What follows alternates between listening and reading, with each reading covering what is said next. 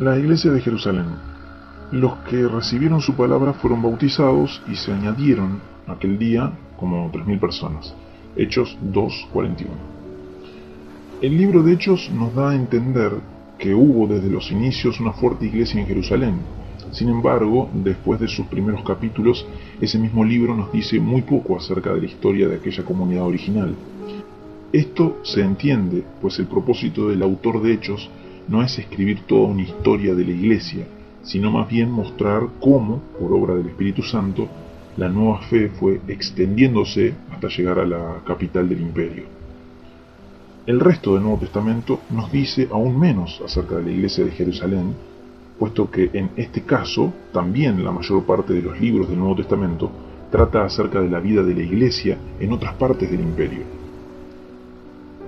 Esto quiere decir que al intentar reconstruir la vida y la historia de aquella primera iglesia, nos encontramos ante una infortunada escasez de datos. Sin embargo, leyendo cuidadosamente el Nuevo Testamento y añadiendo algunos pormenores que nos ofrecen otros autores de los primeros siglos, podemos hacernos una idea aproximada de lo que fue aquella primera comunidad cristiana. Unidad y diversidad. Es error común entre muchas personas el de idealizar la iglesia del Nuevo Testamento. La firmeza y elocuencia de Pedro en el día de Pentecostés nos hace olvidar sus dudas y vacilaciones en cuanto que debía hacerse con los gentiles que eran añadidos a la iglesia. Y el hecho de que los discípulos poseían todas las cosas en común frecuentemente eclipsa las dificultades que esa práctica acarreó, según puede verse en el caso de Ananías y Zafira y en la murmuración de los griegos contra los hebreos, de que las viudas de aquellos eran desatendidas en la distribución diaria, Hechos 6:1. Este último episodio, que se menciona como de pasada en Hechos, nos indica que ya en la primitiva iglesia comenzaban a reflejarse algunas de las divisiones que existían entre los judíos en Jerusalén. Según hemos mencionado en el capítulo anterior, durante varios siglos Palestina había estado dividida entre los judíos más puristas y aquellos de tendencia más helenizantes. Es a esto que se refiere Hechos 6:1 al hablar de los griegos y los hebreos. No se trata aquí verdaderamente de judíos y gentiles, pues todavía no había gentiles en la iglesia, según nos lo da a entender más adelante el propio libro de Hechos, sino más bien de dos grupos entre los judíos. Los hebreos eran los que todavía conservaban todas las costumbres y el idioma de sus antepasados, mientras que los griegos eran los que se mostraban más abiertos hacia las influencias del helenismo. Es posible que algunos de ellos hayan sido judíos que habían regresado a Jerusalén después de vivir en otros lugares, quizá en algunos casos por varias generaciones. En todo caso, la mayor parte de ellos llevan nombres griegos, y es de suponerse que, además del arameo de la región, hablaban también el griego. Luego, la disputa a que se refiere Hechos es una desaveniencia entre cristianos de origen judío, pero unos, por así decir, más judíos que los otros. Como resultado de este conflicto, los 12 convocaron a una asamblea que eligió a 7 personas para servir a las mesas. El sentido exacto de esta función no está del todo claro, aunque no cabe duda de que lo que los 12 tenían en mente era que los 7 se dedicarían a labores administrativas mientras ellos seguían predicando, pero sí hay dos cosas que resultan claras al leer todo el libro de Hechos. La primera de ellas es que los 7 eran representantes del grupo de los griegos. Todos ellos tenían nombres griegos y que el propósito de su elección era entonces darle cierta representación a ese grupo. La segunda es que desde muy temprano, por lo menos algunos de los 7 se dedicaron también a la predicación y a la tarea misionera. El capítulo 7 de Hechos está dedicado a Esteban, uno de los 7 que hacía grandes prodigios y señales entre el pueblo, Hechos 6:8. Al leer el testimonio de Esteban ante el concilio, nos percatamos de que su actitud hacia el templo no es del todo positiva, Hechos 7:47-48. El concilio, que está compuesto principalmente por judíos anti-helenistas, se niega a escucharle y le apedrea. Esto contrasta con el modo en que el mismo concilio había tratado a Pedro y a Juan, quienes fueron puestos en libertad después de ser azotados, Hechos 5:40.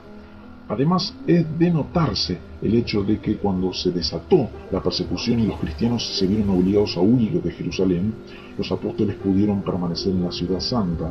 Cuando Saulo sale hacia Damasco para perseguir a los cristianos que han encontrado refugio en esa ciudad, los apóstoles todavía estaban en Jerusalén y al parecer Saulo no se preocupaba por ello.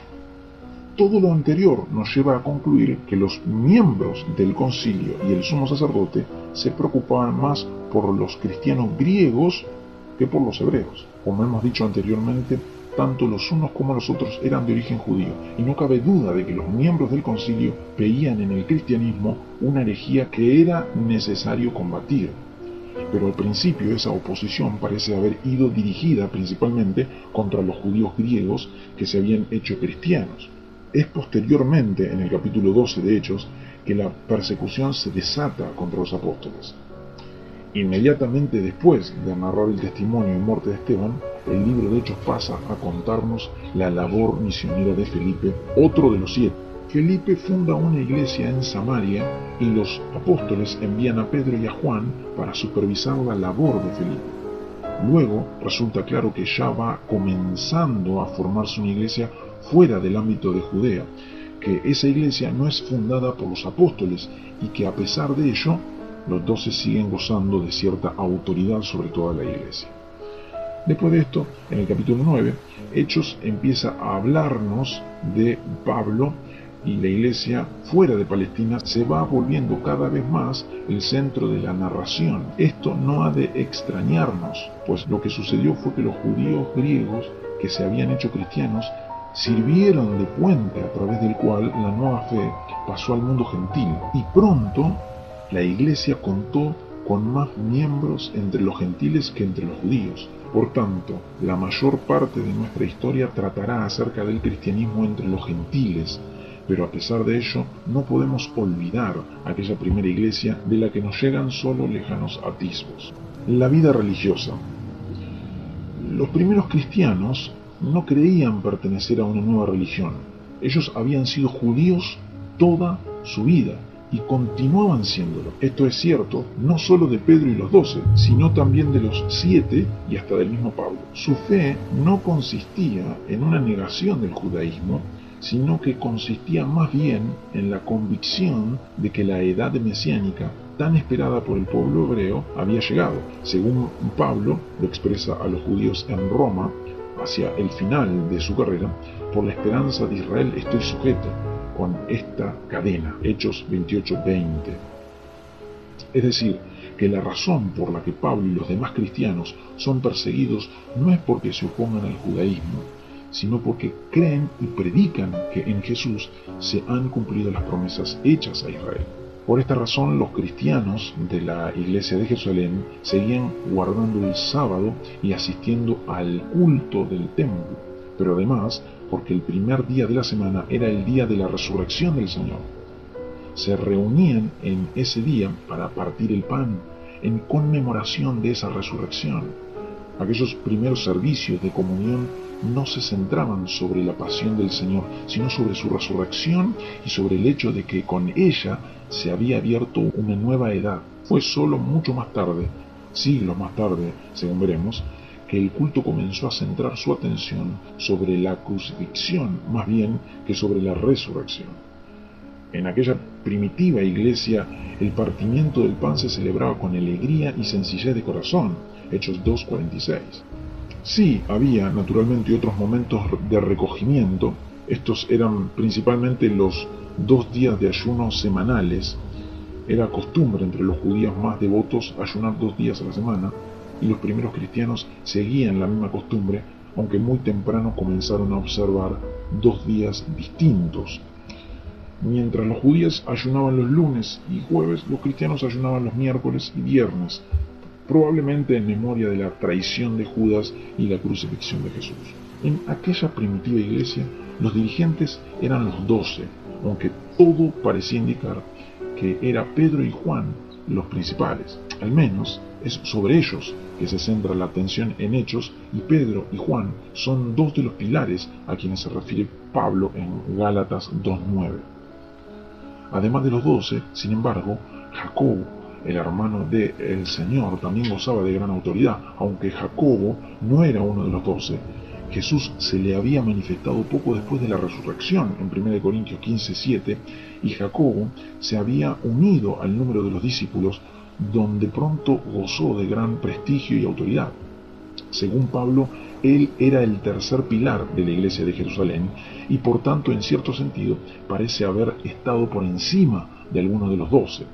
Por esta razón, cuando más tarde se pensó que la iglesia estuvo gobernada por obispos desde sus mismos inicios, surgió la tradición según la cual el primer obispo de Jerusalén fue Jacobo, el hermano del Señor.